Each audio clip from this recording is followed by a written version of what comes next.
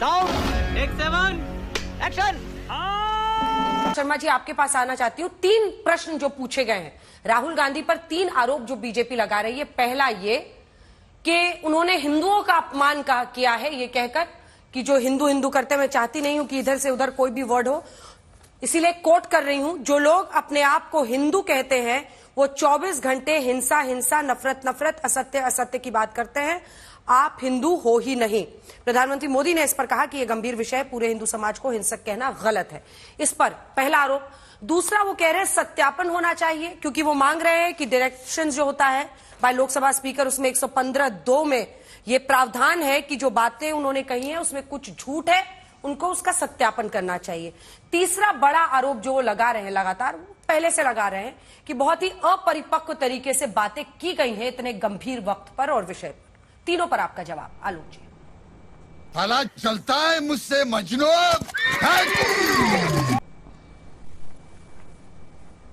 अंजना जी, सबसे पहला विषय हिंदू और हिंदुत्व के बारे में जो कहा गया है, उन्होंने साफ कहा है कि आप हिंदू नहीं हैं, और बीजेपी की तरफ पूरा हाथ करके कहा गया है।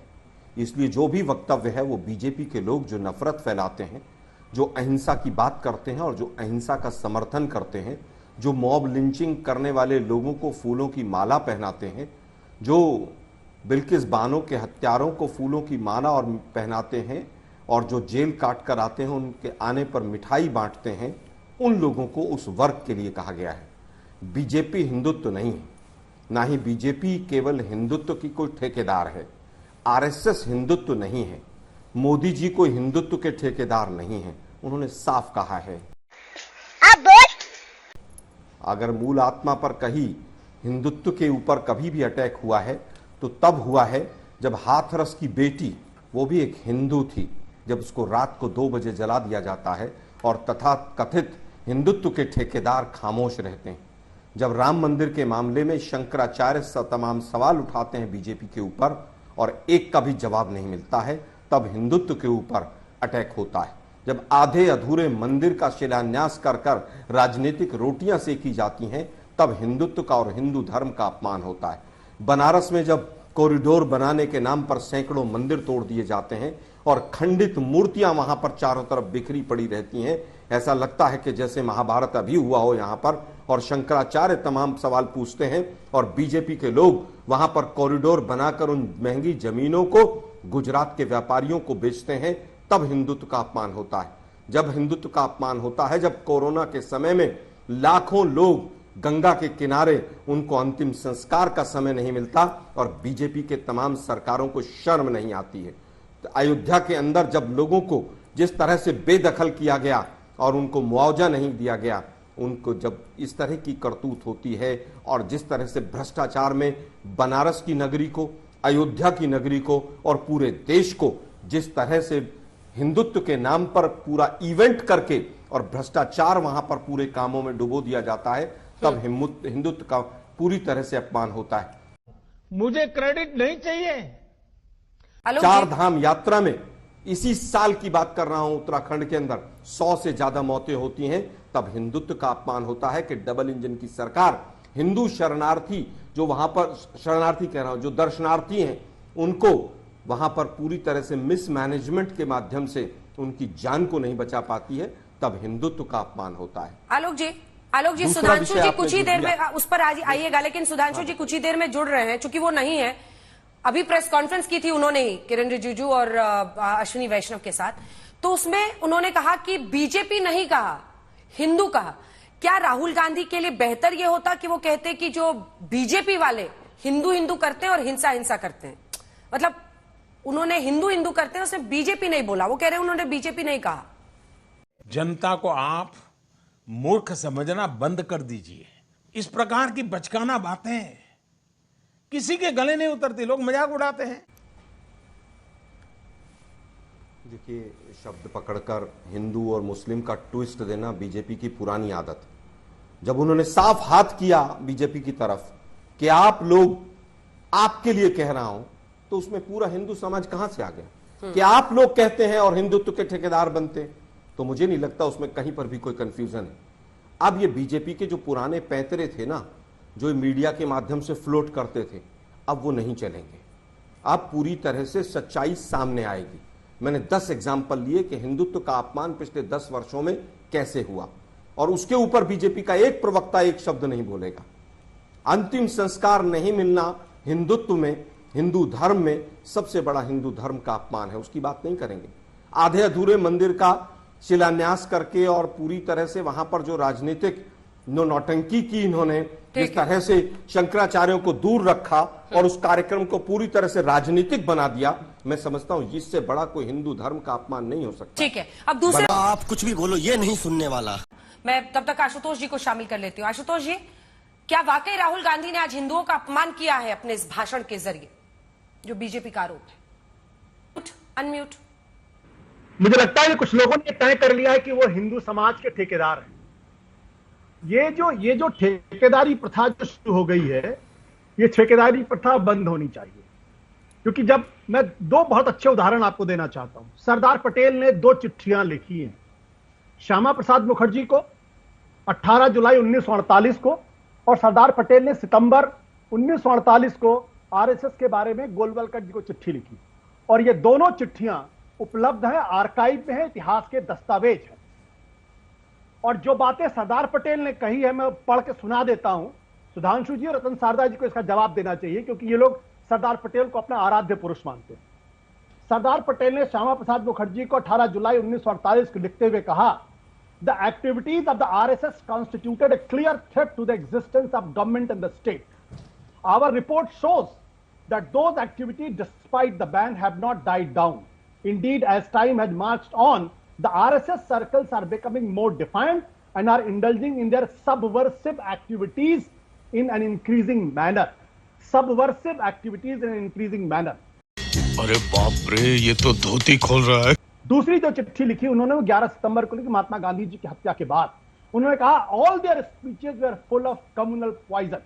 It was not necessary to spread poison in order to enthuse the Hindus and organize for their protection.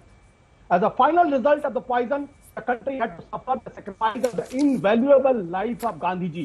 Even an iota of sympathy of the government. अब ये जो चिट्ठियां सरदार पटेल ने लिखी वो आरएसएस को डिफाइन करती हैं। ये चिट्ठी ना तो जवाहरलाल नेहरू ने लिखी है, ये चिट्ठी ना तो इंदिरा गांधी ने लिखी है, ये चिट्ठी सरदार पटेल ने लिखी है और श्यामा प्रसाद मुखर्जी गोलवलकर को लिखी है। और ये कहा है कि आरएसएस के जो भाषण थे वो जहर बुझे हुए थे, और इतने जहर बुझे हुए थे जिसकी वजह से गांधी जी की हत्या हुई। और श्यामा प्रसाद जी के बारे में तो साफ तौर पर लिखा है कि आपकी एक्टिविटीज जो है वो देश और सरकार के खिलाफ है। ठीक है, अब 2024 पे आ जाते हैं। बीच में ना बोल, थारे माथे पर लिखा है बीच में ना बोल। बोलने दे, तकलीफ हुआ है बेचारे को। राहुल गांधी पर आ जाते हैं, क्योंकि आज राहुल गांधी पर जो बीजेपी आरोप लगा रही है उस पर एक छोटा सा जवाब आपका आशुतोष। चाहता हूं कि मैं जो बात मैंने कही उसका जवाब रतन शारदा जी भी दें और सुधांशु त्रिवेदी जी भी दें। पहले आप इसका जवाब दें। राहुल गांधी, जो भगवान की तस्वीर दिखाना बोलना सही था आपकी नजर में? एक मिनट अंजना जी, मुझे अपनी बात रखने दीजिए। ये ठेका इनको किसने दे दिया कि सारे हिंदुओं की ठेकेदारी इनकी है? इनकी भावनाएं हाथ हुई और आशुतोष हिंदू, इनकी भावनाएं हाथ नहीं हुई। आलोक शर्मा जी हिंदू, उनकी भावनाएं हाथ नहीं हुई। अंजना ओम कश्यप हिंदू, उनकी भावनाएं हाथ नहीं हुई। ये जो ठेकेदारी प्रथा है, ये प्रथा बंद होनी चाहिए। मैं बताऊं, उदाहरण देता हूं। तमिलनाडु के अंदर जो कहा गया वो ऑफेंसिव था, वो गलत था, नहीं कहा जाना चाहिए। लेकिन तमिलनाडु के चुनाव के दौरान सारी की सारी सीटें उसी पार्टी के पास, गठबंधन के साथियों के पास गई। तो वहां के तो हिंदुओं की भावना आहत होनी चाहिए, तो वहां को तो डीएमके का तो सफाया हो जाना चाहिए। उनको तो एक वोट नहीं मिलना चाहिए, क्योंकि तमिलनाडु के अंदर भी तो सारे के सारे हिंदू बैठे हुए। तो ये जो ठेकेदारी प्रथा शुरू हो गई है, मैं ही हिंदुओं का ठेकेदार हूं। सुधांशु जी जवाब दीजिए। क्यों हिला डाला ना? आशुतोष जी फौरन आऊंगे। आलोक जी जल्दी से एक छोटा सा जवाब। नहीं, मेरे सवाल का जवाब नहीं दिया इन्होंने, सुधांशु जी ने। अच्छा, संघ पर जो आपका सवाल है उसका जवाब लेंगे। पहले आलोक जी एक बार बोल लें। आलोक जी का कनेक्शन कट गया था, एक बार आलोक जी जवाब दे दें, फिर आते हैं संघ पर।